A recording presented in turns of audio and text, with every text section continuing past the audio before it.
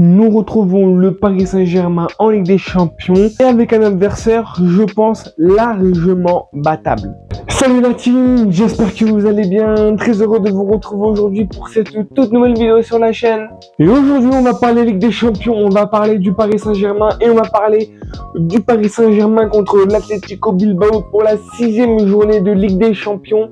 Peu de trucs à dire, mais vraiment très peu, mais on va les dire quand même parce que c'est important. J'ai essayé de voir l'historique un petit peu entre les deux clubs, et bah c'est pas plus compliqué, ils ne se sont affrontés qu'une seule fois, c'était en 2011, et le Paris Saint-Germain avait gagné 4-2 au Parc.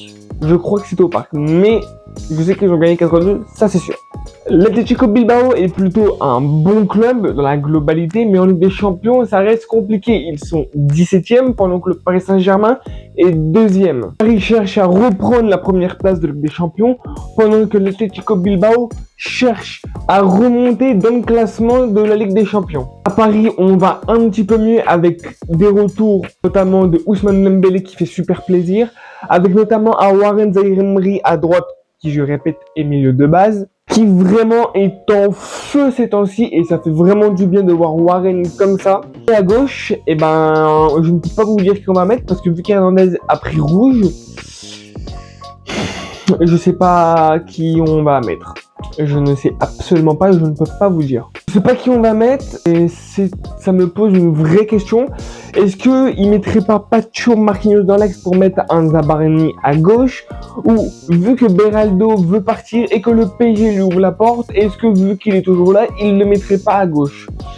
Voilà, je pense qu'on n'aura pas de Pacho à gauche ni Marquinhos à gauche, mais je pense qu'il mettra soit Zabarni, soit Beraldo à gauche. Notre milieu, et comme d'habitude, il est composé de Fabien Ruiz, Vitinha et Joyaux. Non, pas Joao, hein. Joyaux, c'est un joyau ce joueur. Joyaux Neves, c'est en attaque. Alors, je pense pas qu'il va mettre Dembélé titulaire, je pense pas.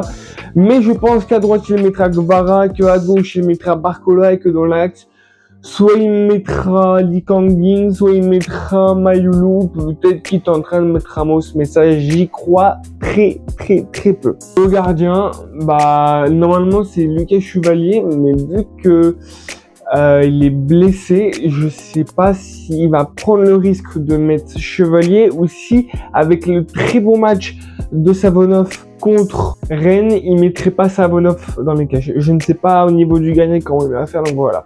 Mon interrogation, c'est sur le poste de latéral gauche, le défenseur gauche, et sur le poste de gardien qu'il va mettre. Au niveau de mon prono, moi, je pense qu'on peut largement les battre et vous allez me prendre pour un fou, mais on est à la maison, on a des très bons joueurs. Le Tico Bilbao va devoir se découvrir un peu pour prendre des points et essayer de remonter au classement.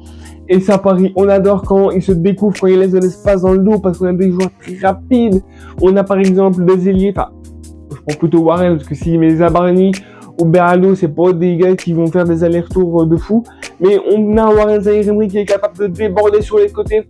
On a deux ailiers à gauche, Barcola, à droite, Guevara qui sont capables de faire des déboulés. Pareil pour le 9 qui est capable de décrocher ou de débouler comme les latérales et les ailiers. Donc c'est là où on est vraiment dangereux et qu'on est vraiment intéressant et qu'on peut tout simplement planter le plus de buts possible. Donc vous allez peut-être me prendre pour un fou, mais je pense qu'on peut gagner largement 4-0. Moi je vous dis, on est à la maison, Léo a besoin de points, on se découvrir, on a des joueurs pour les tuer s'ils se découvrent, on arrive à bien sortir les balles, à les faire tourner, à les faire attendre. Ah moi je jure, je pense qu'on peut largement leur mettre 4 buts dans la face, si c'est pas plus. Je pars sur un 4-0, mais ça me choquerait pas qu'il y ait plus. En tout cas, voilà, c'est tout pour cette vidéo. Une vidéo très courte, mais en même temps, il y avait très peu de choses à dire.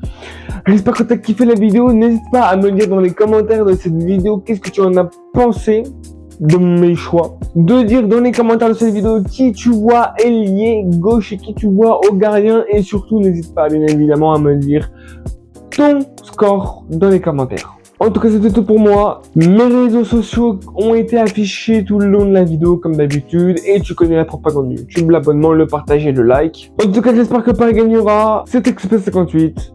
Et bye la team.